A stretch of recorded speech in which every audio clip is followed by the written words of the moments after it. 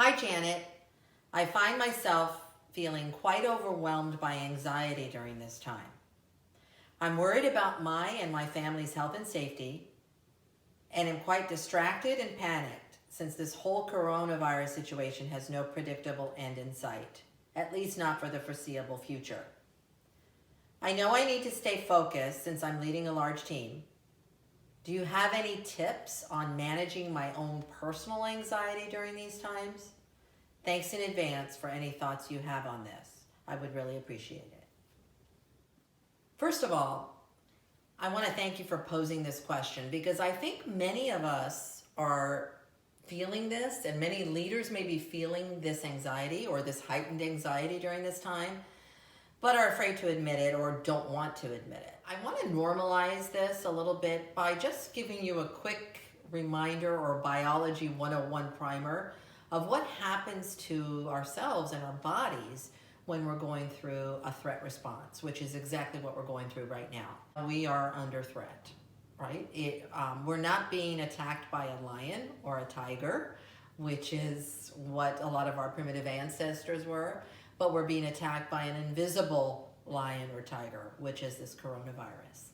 And what that does to our bodies is it causes our brain to go into an automatic emotional response. When you're faced with a threat, like a tiger or a lion or a virus, your body automatically says, okay, it's not time to think, it's not time to analyze, it's time to run or fight. Your brain circumvents the analytical portion of itself and it goes straight to a part called your amygdala, which is the emotional primitive brain that's going to help you either fight or flight.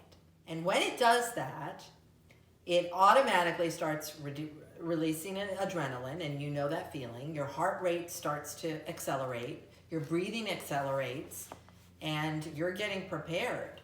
You're getting prepared, your blood pressure is going up. You are either going to fight or you're going to run from this lion.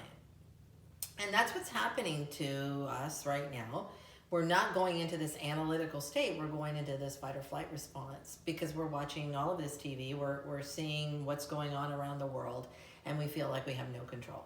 So what I'd like to do today is to give you 3 simple practices. And they're practices. They're not tips. They're practices to help you move back into that relaxed state and relax your nervous system a little more quickly so that you're not always in that fight or flight mode, because that seems to be the constant state we're all in right now.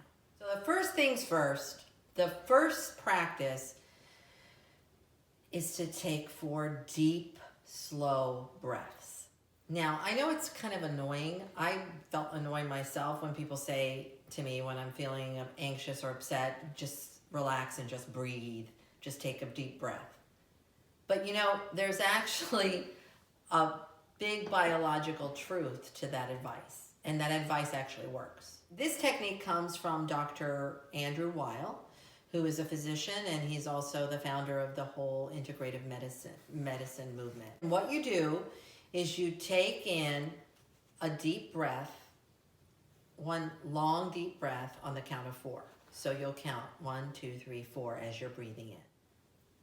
Then you hold your breath for a count of 7. So you hold your breath 1, 2, 3, 4, 5, 6, 7. Not that fast. You're going to do it much slower than that. But for the purposes of this video, I'm doing it quickly. And then you're going to release the breath with a big exhale, but you're going to do it slowly on a count of 8.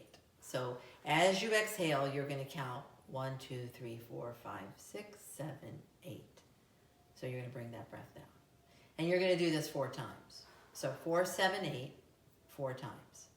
What this will do is it'll start to put your body back into that calm state. It'll move you back to a calm or relaxed state, and it's going to calm down your nervous system. The second thing that may be helpful during this time is to keep a journal.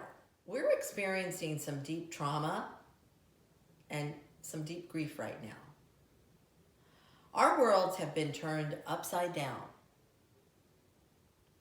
and we're mourning what we've lost, even though we don't even know what that is, and we're not even sure what else we can lose. Record how you're feeling during this time can be really therapeutic in several ways.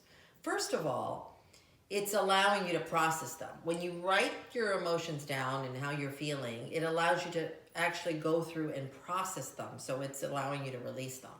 Second of all, writing it down and this whole process of processing your emotions can actually help dissolve the unconscious emotional charge that's carried in what you're feeling. And finally, the third thing you can do is give yourself a break. And I mean that both figuratively and literally. During these times of stress and overwhelming anxiety, give yourself permission to take a time out. You may be used to running 24/7 and have all these expectations of yourself, but be a little bit kinder and gentler with yourself right now. I know you'll say, I have all these other things to do, but this isn't the time to just be focused on task. It's also a time to be focused on taking care of yourself.